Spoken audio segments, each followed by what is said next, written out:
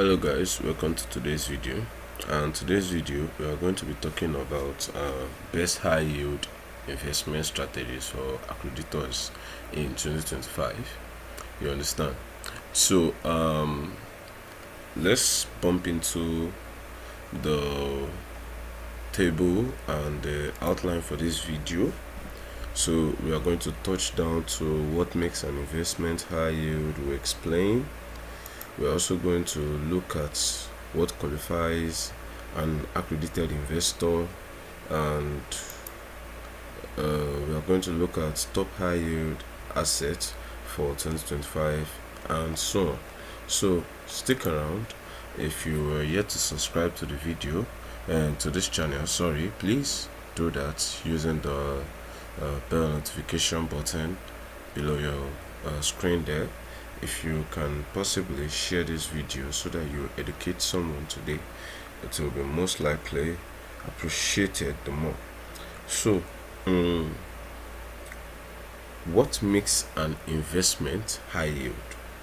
So high yield investments are those offers that return significantly above the market rate, like slightly. You understand? They compensate for higher risk levels. So this means, let's give an example.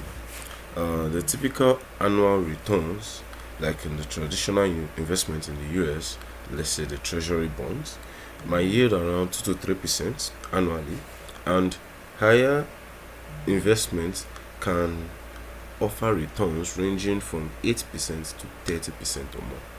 So some of these things also they depend on the asset class and the market conditions. You understand?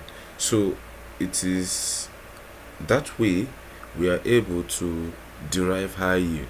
You know, if you can invest some certain amount of money into your let's say your bond, like now you are taking a treasury bond. If you can invest some certain amount of money, you can 3x that money, even 8x it within a short period of time, due to the kind of money you are able to pump into it. So this move us into what we call realistic versus hype. That's the investments that seems realistic, and also investments that comes with hype. So it's essentially important to approach high yield investment opportunities with caution, because returns that seem too good to be true often come with increased risks or lack of transparency. So you can see some shady deals, like puts 10k USD, you get 100k USD, like that with a twinkle of an eye, and you go to invest money into this type of things, you are just bound to lose your money. You understand? Conducting due diligence is very crucial to distinguish genuine opportunities from speculative or fraudulent schemes. So I hope you watch out for these things when you try to make any investment. You understand? So why do accredited investors pursue these opportunities? They pursue these opportunities mainly because they seek high yield investments to diversify their portfolio and achieve higher returns. The more portfolio you have, the more money you make, and the more returns you also get to make as well. With some of these portfolios, you can have, let's say, 10 of it, and you flip them consistently, you are bound to make a very good amount of money. You understand? So their financial standing allows them to also absorb potential losses and exclusive investment opportunity that sometimes don't even comes out to the general public. Let me use an example. It is off mortgage. It is off main investment.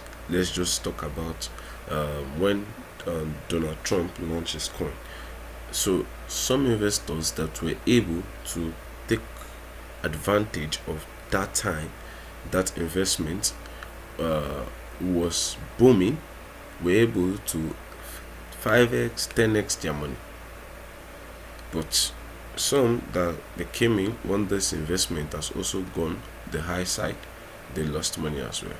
So getting a very good network of investors to also invest with, those are people you can trust. So you have to have done due diligence, like checking what is realistic, does it worth the hype, and things like that, you understand, before investing. This is going to help you to easily flip your resources within a twinkle of an eye. So let's move over to the next part that says who qualifies as an accredited investor. So in the US, the Security Exchange Commission, they put an accredited investor to be someone who meets specific financial criteria. Yeah, like your income, an individual with an income exceeding 200,000 or 300,000 combined in spouses in the recent years, like maybe within 2 years, and a reasonable expectation of the same level of income in that same current year. Yeah, that is one. Income. Your income matters a lot. Your income matters a lot. So uh, that's one part that makes you an accredited investor. Another part is your net worth. Yeah, what you worth at that time. An individual exceeding, like, let's say $1 million is considered an accredited investor. So this also boils into your profession as well. So holders in good standing of certain license such as Series 7, 65 or 82, these are also considered accredited investors. So you can basically check in to see why certain high yield options are only open to them. Why do they get some certain level of investments they can make, and it is not to the general public? You will get to understand why. So high yield investment often involve complex structures and higher risks to protect less experienced investors. Yeah.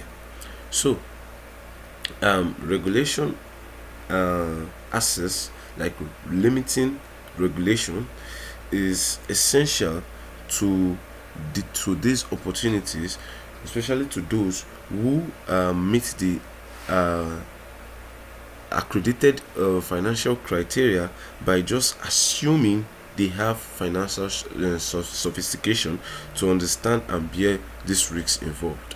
You understand me? So it is very, very important to watch out for these things, because this certain level of yields are only open to some certain level of people. So what are the benefits and the responsibilities of being accredited? So part of the benefits is like access to exclusive opportunities. So like I said, some certain number of people, some crew of people, this is like a cabals, they know which investment opportunity they are to put their money on.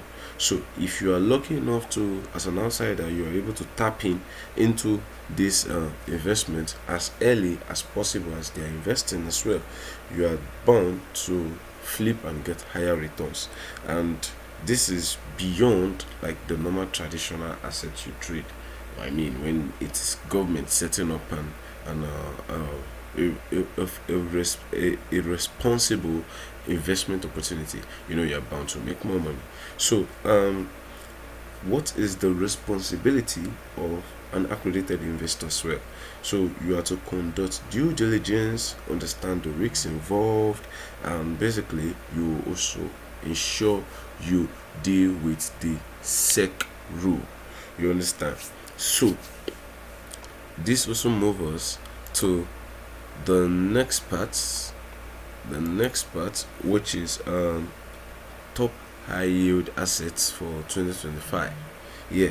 So investing directly in private companies, um, in buyouts and the likes, they will most times offer potential returns, but sometimes some of this kind of investment as well also requires long-term commitment. And yeah, you know, so the more the bag, the more the risks. So this is how it is. It has more risks significantly. Yes. So for venture capital does funding early, like stages, startups, and the likes, can substantially return a significant amount of money as well, but the failure rate is also high, so making it a diversify resources to invest in. You understand? So we have the hedge funds, we have real estate syndications, like the hedge funds as well. These are pooled investments. This form of investment involves um, let's say flipping your strategies to earn active returns. They can offer high yields, but sometimes they can also come with very high fees, and the transparency is not really that the transparency is not really that um, high like that. You understand? It's very low. So this is another problem with the hedge funds, but you can also, like I said, do your personal research. You ask questions, you'll be able to find what is best for you. So real estate syndication as well. This group of investors, they invest in real estate projects. This group of investors can earn income through rental yields and property appreciation and the likes over the years. So this form of investment is a very very good and strong form of investment in our society today. Yeah. So we have direct lending and private credit. Yes, this is the most profitable of them all, but also the most risky. You understand? So providing loans directly to businesses or individual, and bypassing normal financial institution also has been one sector people have been exploring over the years. Yeah, but in as much as people found this yield attractive, it also poses a very high risk, and it sometimes even gives in a threat to life. You understand? So this also brings us to uh, high yield investments, high yield real estate investment versus private credit. Yes, private credit, that's like direct lending, something like that. Yes. So this this form of investment is being traded on stock exchange. It's being traded on what liquidity you have to offer, and the required regular dividend you can also supply as well.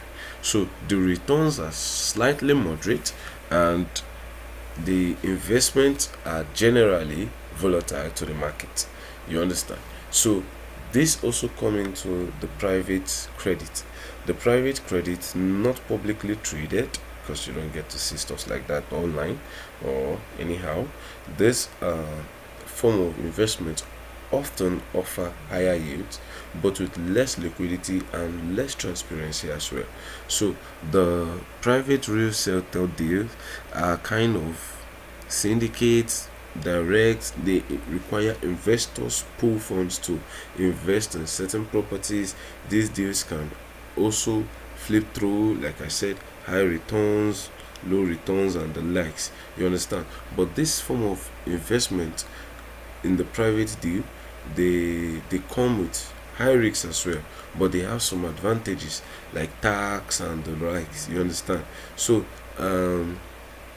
this brings us to the next phase, where you have to check in to compare the private private the private investment versus the public investment as well, the type of risks involved, the kind of advantages and disadvantages. So stay with me. Okay, sorry, I'm back. So the private investment versus public investment. One is being traded publicly, that's one. The other is being traded on low key. The other often that's the public investment gives lesser profit, and it also has less transparency as well, but the returns are slightly moderate, less volatile, and the likes, you understand.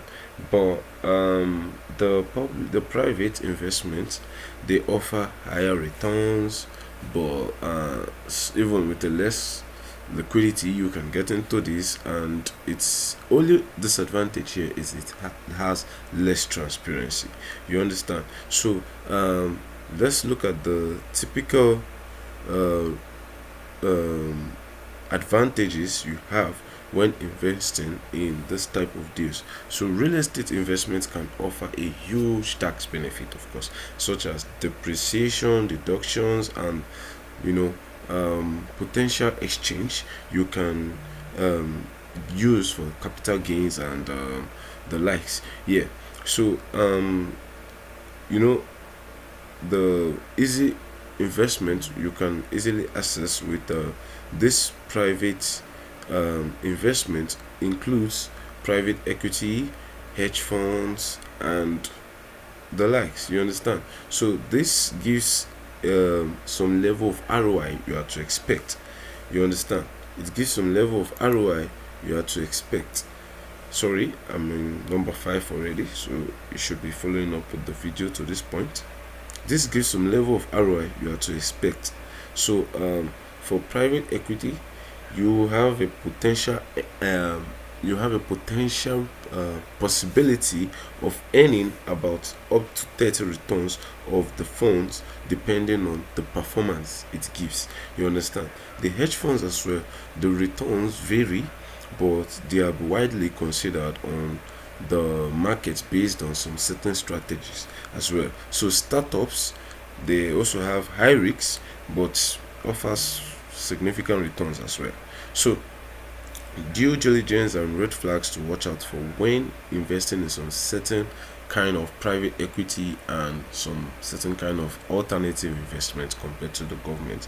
Watch for transparency, watch for unrealistic project returns, watch for high fees without clear justifications, and also, most importantly, look at the track record of the fund managers. So this brings us to a halt for today's video. We are going to be making the second part for this video. Please do well to like this video, share, and also subscribe to this channel. I'll see you on the next one.